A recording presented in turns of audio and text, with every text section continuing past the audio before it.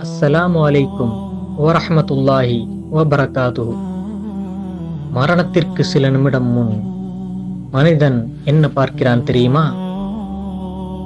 இதோ தெரிந்து கொள்ளுங்கள். மரணம் நெருங்கும் போது மலக்குகள் மனிதரிடம் வருவார்கள். நல்ல மனிதன் என்றால் அவரிடம் நல்ல மலக்குகள் வருவார்கள். அவர்கள் சொல்வார்கள், பயப்படாதே, கவலைப்படாதே, உனக்கு சொர்க்கம் காத்திருக்கிறது என்று. ஆதாரம் அல் குர்ஆன் 41:30.